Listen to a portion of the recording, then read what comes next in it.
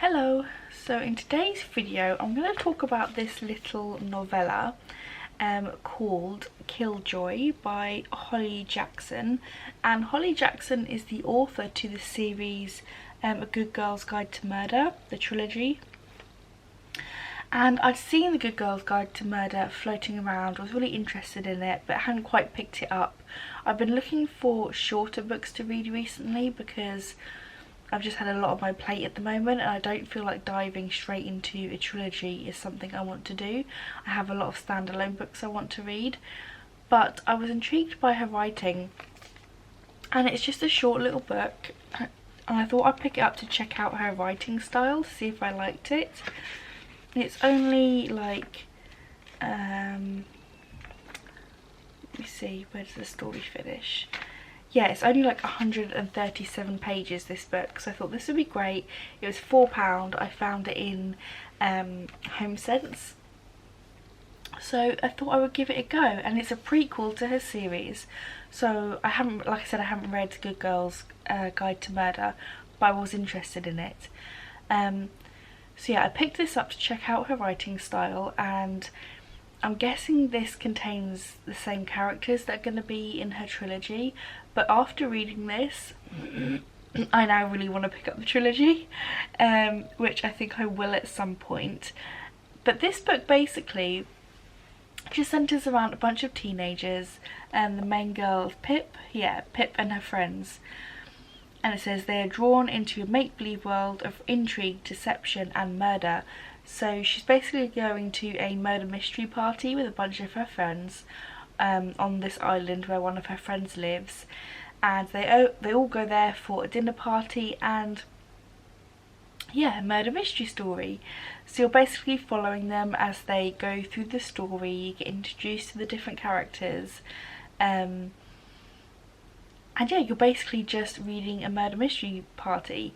And it's quite funny because I ended up really getting engrossed in this. I actually forgot to try and solve the murder, and I just was enjoying the story so much, so even towards the end when the murderer was revealed I was like, oh okay. But I feel like the characters are written so well. I really liked Pip. I really got engrossed in her thought process and her narration, and obviously there were some little spooky bits that happened throughout the murder mystery, but there's no real, because it's a game and you know it's a game, there's no real high stakes in this book. You know, it's just a little novella. You're literally just reading through them playing the game, but it was really fun to read. Like I said, I found myself becoming quite engrossed in it. I really liked the main character Pip as she was trying to solve the mysteries and the clues. You really got inside her head and understood her thought process, and were kind of working through the stuff with her, and you're like, oh, is she going to be able to solve it or is she not? And she comes across as quite a perfectionist, as someone who likes to get things right and thinks of herself as quite intelligent, and yeah, and her friends kind of like poke fun at her for that. Her friends all have different personalities, so some of them are taking it seriously, some of them are just kind of joking around. And yeah, it was just a really fun little book. I would imagine if you read the Good Girl's Guide to Murder trilogy and you enjoyed the characters and the writing, then definitely look this up, because I think you'd like this as well. And like I said, after reading this, I am definitely going to be picking up that series and reviewing it at some point.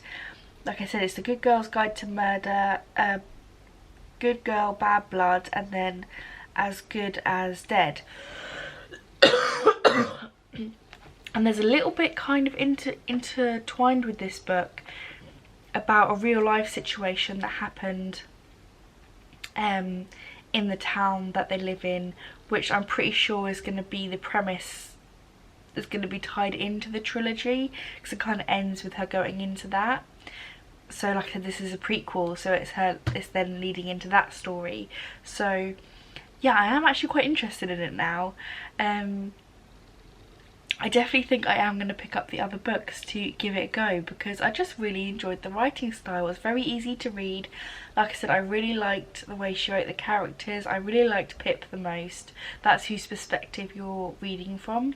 I'm kind of hoping that's who you're reading from in the other books as well. Let me know if you've read them. Yeah, overall I recommend it if you haven't heard of this book, or if you're a fan of the series and you know, want to pick up something more by this author, then definitely give this a go. I like finding little books by popular authors that you can pick up and read quickly, because it gives you that taste of their writing style and if you're going to enjoy those stories and the author's writing. And like I said, I definitely enjoyed this story, so yeah, I would definitely give this like a solid 4 out of 5. So yeah, definitely recommend. Check this book out if you are interested, and that's pretty much all I have to say. So let me know your thoughts in the comments down below. Have you read the Good Girls Guide to Murder trilogy? Was it any good? Did you enjoy it? Are you thinking about picking this book up as well? Because yeah, I would recommend.